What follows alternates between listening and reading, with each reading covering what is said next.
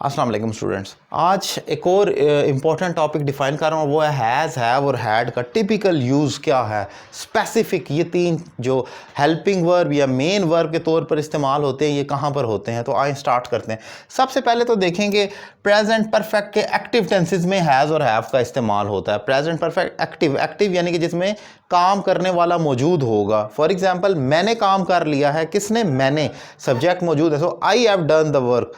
वो चले गए हैं, दे हैव गॉन, वो जा चुके हैं या चले गए। इसकी आइडेंटिटी चुका है, चुकी है, चुके हैं, या ले लिया है, दे दिया। यानी कोई काम जो आपने प्रेजेंट में मुकम्मल कर लिया है, वहाँ पर हैज़ और हैव आता है।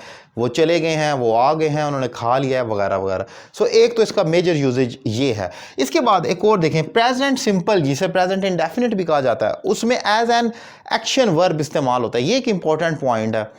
बाज़ दफ़ा प्रेजेंट का फिक्रा होता है और उसमें कोई एक्शन वर्ब नहीं होता। मैं पहले भी इसको कई दफ़ा डिफाइन कर चुका हूँ। फॉर एग्जांपल, उसके पास एक कलम है, या वो, चले ऐसे कर लेते हैं, वो एक कलम रखता है, ता है, प्रेजेंट इंडेफिनिट टेंस होता है, ता है, ती है।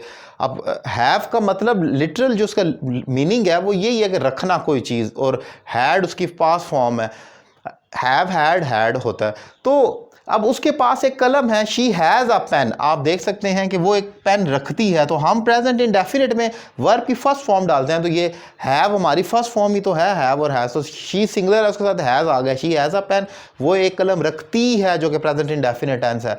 इसी तरीके से उनके पास एक गाड़ी है, या वो एक गाड़ी रखते हैं, सो दे हैव अ कार। आप कहेंगे कि वो एक गाड़ी रखते हैं। अब इसमें एक इंपॉर्टेंट पॉइंट ये है कि ये वाला ब्लंडर ना करें जो अक्सर देखा जाता है, और वो इनफॉर्मल लगता है और ग्रामेटिकली दुरुस्त भी नहीं होता। For example, she has a pen, she has no pen, उसके पास पेन नहीं है। ये थोड़ा सा गलत है, ये ऐसे नहीं बन सकता।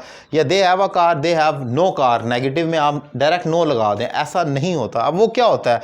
वो वही होता है जो प्रेजेंट इंडेफिनिट में होता है, कि उसके जब आपने इंटेरोगेटिव और नेगेटिव प्रेजेंट इंडेफिनिट में या प्रेजेंट सिंपल में करना होता है, तो हम हेल्पिंग वर्ब डू और डज का इस्तेमाल करते हैं। जैसे I write a letter, do I write a letter, I do not write a letter. Same is the case here, यहाँ पर भी वही डू और डज आएगा, क्योंकि ये है ही प्रेजेंट इंडेफिनिट। मैंने यहाँ पर लिखा है।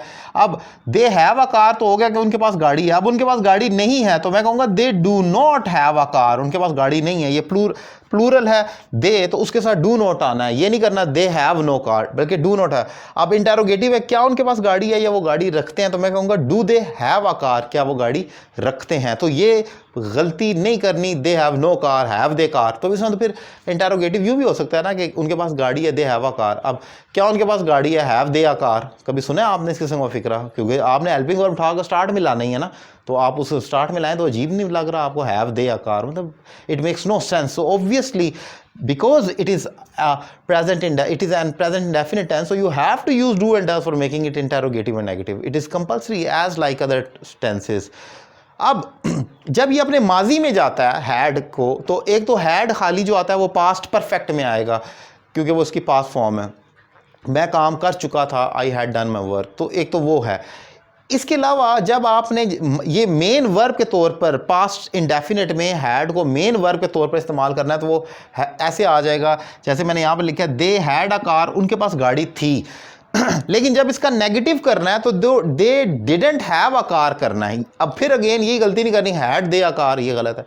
और उनके पास गाड़ी नहीं थी, did they have a car, क्या उनके पास गाड़ी थी? आपने देखा कि डिड के बाद वर्ब की फर्स्ट फॉर्म मुड़कर वापस हैव आ जाएगी, did they have a car.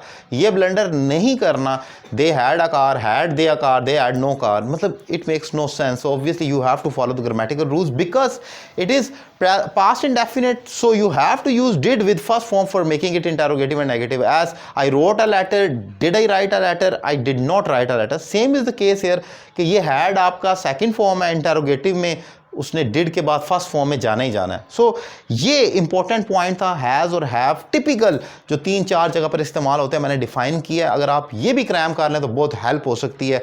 Lecture कैसा लगा आपको, कमेंट बॉक्स में अपनी राय का इजहार करें। और अगर आप मुझसे 1-to-1 online English language course करना चाह रहे हैं पाकिस्तान में या पाकिस्तान से बाहर किसी भी शहर में, एक रीज़नेबल फ़ी पे कर आप मुझे ज्वाइन कर सकते हैं, और घर बैठे बेसिक से लेकर स्पोकन, राइटिंग, ग्रामर, एसे, प्रेसिक और हर तरह के आईएलटीएस और टॉफल दीगर कोर्सेज़ भी आप कर सकते हैं। नंबर आपकी स्क्रीन पर मौजूद है।